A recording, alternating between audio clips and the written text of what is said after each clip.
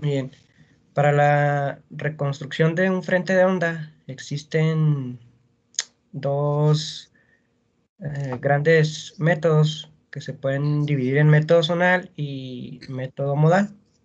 En el método zonal se realiza una integración numérica de las aberraciones del patrón con respecto a su posición ideal en un patrón no aberrado. En cuanto al método modal, se toma como una unidad entera y se asume que el frente de onda puede ser reconstruido por medio de un conjunto de funciones analíticamente independientes. Y existen diferentes algoritmos. Dentro del método modal se encuentra la integración trapezoidal, el algoritmo de Southwell, la reconstrucción de aberración basada en spline, y en el método modal existen ajuste polinomial por polinomios de Segner, algoritmos basados en técnicas de Fourier, funciones de Carnot-Loops y series de Taylor, entre otros. Solo es por mencionar algunos.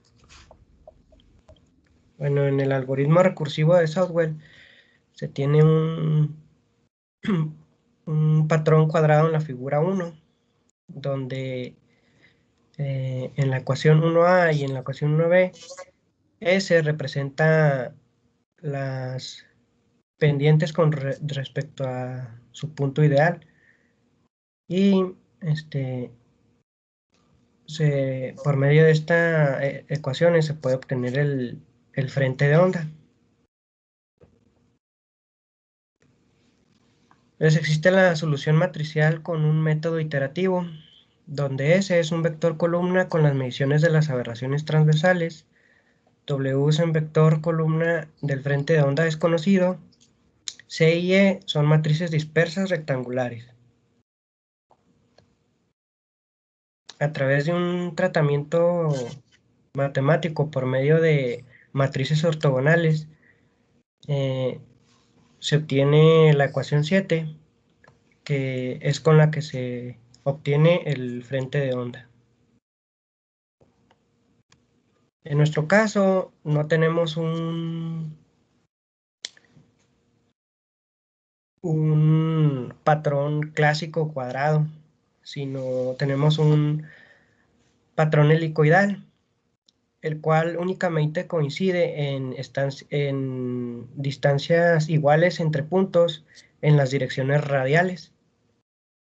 Por lo tanto, tenemos que convertir la aberración transversal en el eje X y en el eje Y a una aberración transversal en la dirección radial equivalente, que sería el vector resultante de la suma de los dos vectores, de la aberración transversal en X y la aberración transversal en Y, en la dirección radial en la que se encuentra la línea de integración. Para esto, se utilizaron las ecuaciones 11 y 12, y al final la aberración transversal equivalente radial es la suma de las dos aberraciones, tanto en el eje X como en el eje Y.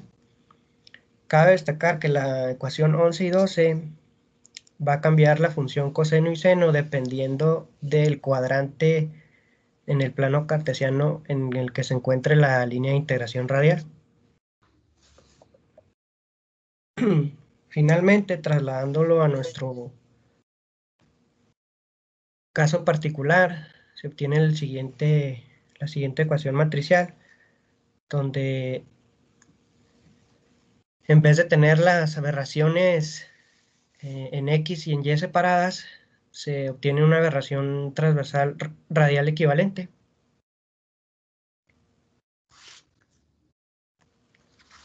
El montaje experimental consistió en lo siguiente: se tiene una cámara web, después una lente plano-convexa de media pulgada de diámetro y con una distancia focal de 30 milímetros. Luego una matriz circular de LEDs, una pantalla difusora y el patrón Harman grabado en la película. Y la esfera de calibración montada sobre un eje. Este es en el caso para obtener el patrón de prueba.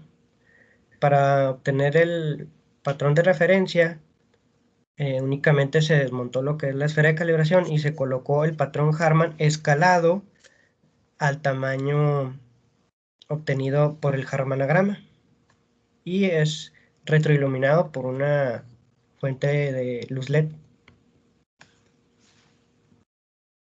Aquí es como se vería cómo se formó el montaje ya en el laboratorio. Tenemos la cámara, la lente, y aquí no se alcanza a visualizar, pero enfrente de la pantalla difusora está la película con el patrón grabado. Y en este caso, aquí se nota la película con el patrón grabado escalado al tamaño del Harmanograma. En la figura 7 se muestra la imagen virtual capturada, es decir, el Harmanograma, y en la figura 8 el patrón de referencia. Después se realizó una binarización de ambos para poder realizar el procesamiento. Por medio de la función de análisis de partículas se detectó el centro de masa de cada uno de los puntos, los cuales se enumeran conforme a su aparición desde la parte superior de izquierda a derecha. Lo siguiente fue hacer una correlación de puntos correspondientes, es decir, cuál punto en cada línea de interacción correspondía con su referencia, y esto se hizo manualmente.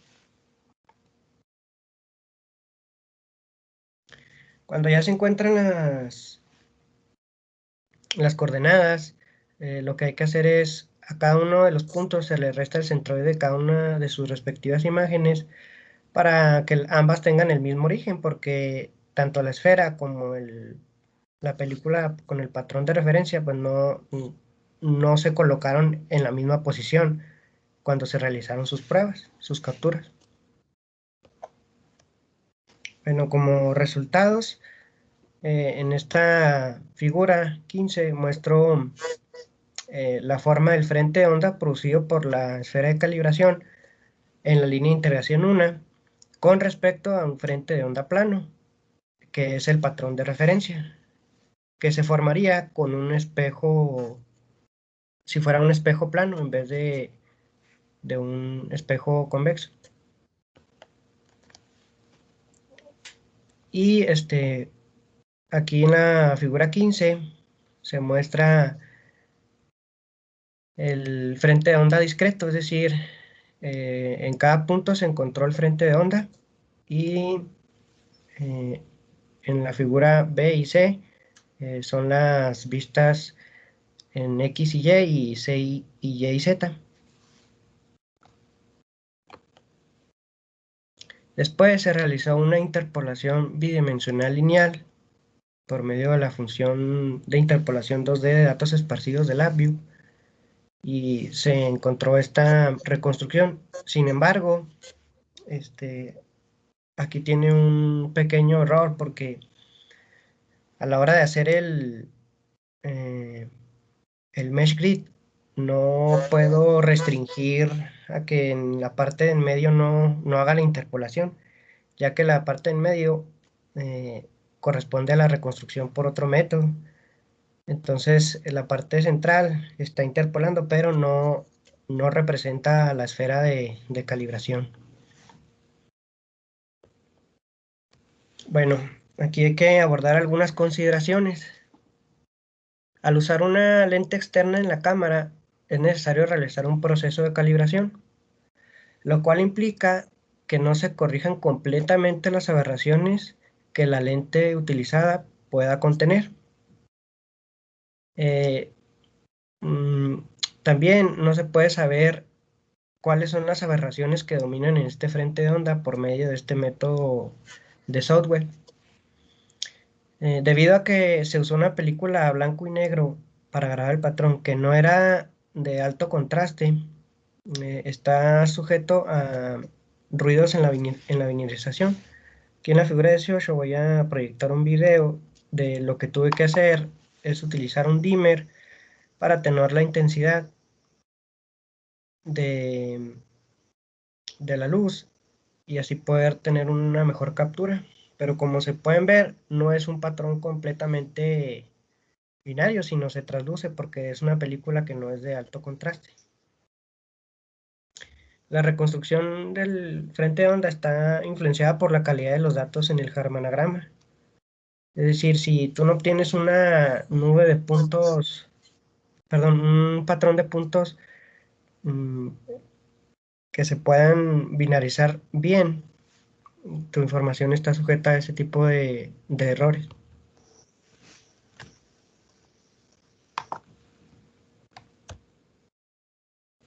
Bueno, ahora con respecto a la reconstrucción modal, mm, se tiene, para reconstruir por el método de polinomios de Cernic, se tiene que tener una matriz con cada una de las funciones de los polinomios de Cernic que quieres evaluar.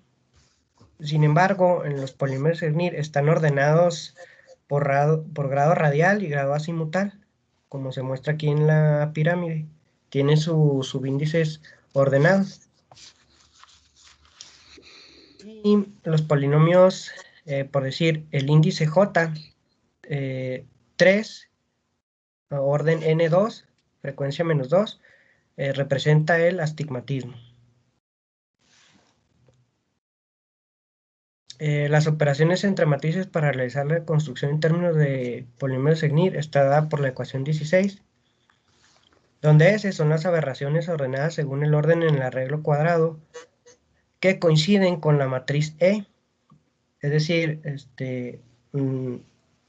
gracias a que es un patrón cuadrado, coinciden con el orden radial y azimutal de los polinomios de Cernic.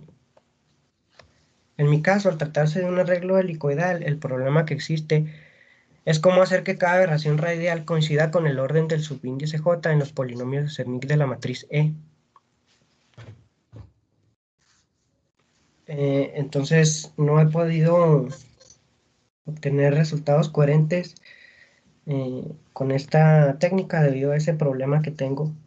Por ser un patrón helicoidal, no, no he podido asignar eh,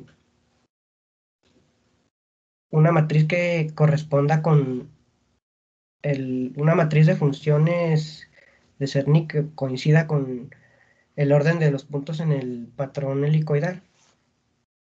Existen otros patrones como el circular, para los cuales sí están dadas las expresiones, pero este no es mi caso porque cada uno de los puntos no sigue un círculo, sino una hélice.